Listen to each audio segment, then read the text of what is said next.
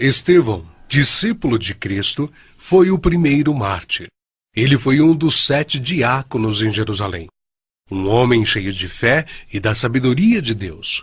Seu martírio foi ocasionado pela fidelidade com a qual pregou o Evangelho aos entregadores e assassinos de Cristo.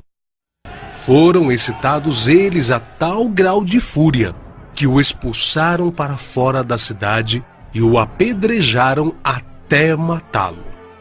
E apedrejaram a Estevão, que em invocação dizia: Senhor Jesus, recebe o meu espírito. E pondo-se de joelhos, clamou com grande voz: Senhor, não lhes imputes este pecado. E tendo dito isto, adormeceu. O próximo mártir que encontramos no relato de Lucas, no livro dos Atos dos Apóstolos, é Tiago, filho de Zebedeu. Ganhava vida como pescador, mas quando Cristo o chamou para ser seu discípulo, abandonou sua profissão, seu pai, seu barco e seguiu a Jesus. Por ordem de Herodes Agripa, foi preso e decapitado em Jerusalém em meados dos anos 42 e 44, tornando-se assim o primeiro dos apóstolos a receber aquele cálice que ele mesmo tinha dito ao Salvador que estava disposto a beber. Filipe era natural da cidade de Betsaida, na Galileia, cidade de André e Pedro, um dos primeiros a ser chamado por Jesus, a quem trouxe seu amigo Natanael, dizendo que havia encontrado aquele de quem Moisés e os profetas haviam escrito, ou seja, a Jesus de Nazaré, o verdadeiro Messias. Historiadores afirmam que Filipe pregou na Frígia e foi apedrejado em Hierápolis. Tiago, chamado Menor, filho de Alfeu, evangelizou nas regiões da Palestina e no Egito. De acordo com escritos primitivos, foi martirizado com a idade de 99 anos, no ano 62 da era cristã, espancado e apedrejado pelos judeus, os quais usaram de um cacetete para feri-lo no crânio com requintes de crueldade. Também chamado Filho da Consolação, Barnabé era levita, natural de Chipre, um homem cheio do Espírito Santo. Foi companheiro de Paulo em muitas viagens. Vendeu seus bens e terras para ajudar os apóstolos na missão de pregar o Evangelho. Segundo a história nos conta, Barnabé foi torturado, arrastado com uma corda amarrada ao seu pescoço e depois queimado vivo. Evangelista Marcos. Foi ele quem, na companhia do apóstolo Pedro, escreveu o primeiro dos 4 evangelhos. Relatos contam que pagãos o arrastaram pelas ruas de Alexandria ao ponto de ser despedaçado. Simão Pedro era pescador em Cafarnaum, onde morava com sua sogra. Seu irmão André o levou até Cristo. Logo depois foram chamados a deixarem suas redes para se tornarem pescadores de homens, e eles deixaram imediatamente as suas redes e o seguiram. Em sua primeira pregação em Jerusalém, após a descida do Espírito Santo, se converteram à fé quase 3.000 almas em um único dia. Em outra ocasião, foi preso junto com o apóstolo João. Foi açoitado e advertido a nunca mais falar no nome do Senhor Jesus. Mas ousadamente respondeu: mais importa obedecer a Deus do que aos homens. Entre muitos outros santos, o bem-aventurado apóstolo Pedro foi condenado à morte e crucificado em Roma por ordem de Nero. A história relata que ele mesmo pediu para ser crucificado de cabeça para baixo, porque se considerava indigno de ser crucificado da mesma forma que o seu Senhor. Saulo, depois nomeado Paulo, nasceu na cidade romana de Tarso. Era de descendência judaica, hebreu da tribo de Benjamim. Era um homem culto, discípulo de Gamaliel, fariseu, e sendo extremamente zeloso da lei do Monte Sinai, perseguiu furiosamente a Igreja de Cristo, e enfurecido demasiadamente contra eles, até nas cidades estranhas os persegui. sobre o que indo então a Damasco, com poder e comissão dos principais dos sacerdotes, ao meio-dia, ó rei, vi no caminho uma luz do céu que excedia o esplendor do sol, cuja claridade me envolveu a mim e aos que iam comigo. E caindo nós todos por terra, ouvi uma voz que me falava, e em língua hebraica dizia: Saulo, Saulo, por que me persegues? Dura coisa te é recalcitrar contra os aguilhões. E disse eu: Quem é, Senhor? E ele respondeu: Eu sou Jesus a quem tu persegues. Mas levanta-te e põe-te sobre teus pés, porque te apareci por isto, para te pôr por ministro e testemunha, tanto das coisas que tens visto, como daquelas pelas quais te aparecerei ainda. Paulo, que antes era perseguidor, passou a ser perseguido. De nobre, tornou-se pobre, ao ponto de passar fome, nudez, perigos e não ter pousada certa. Ele enfrentou e venceu pelo poder do Evangelho os espíritos malignos, os mágicos, os filósofos e os falsos profetas.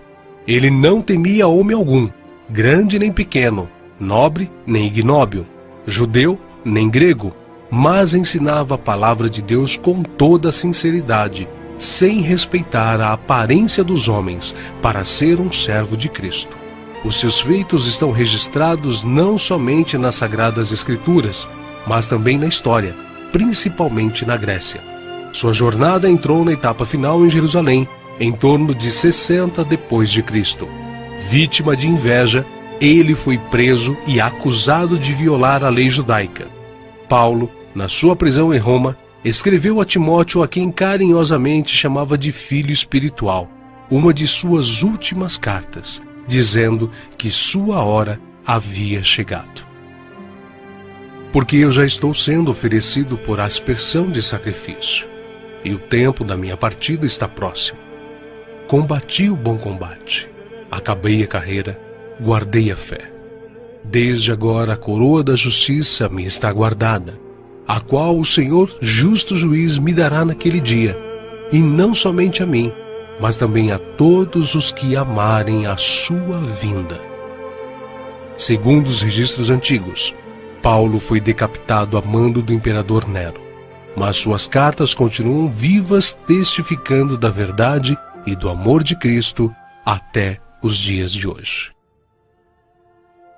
André, irmão de Pedro, pescador e discípulo de João Batista, pregou o evangelho a muitas nações da Ásia.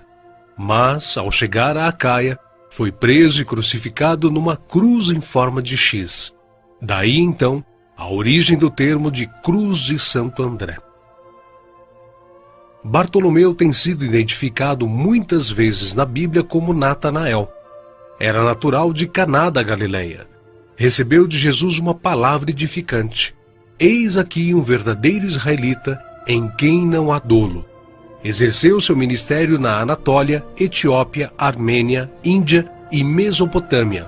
Foi esfolado vivo e crucificado de cabeça para baixo na Armênia. Tomé, também chamado Dídimo, era nativo da Galileia. Só acreditou na ressurreição de Jesus depois que viu as marcas da crucificação. Segundo a tradição, sua obra de evangelização se estendeu à Pérsia e Índia.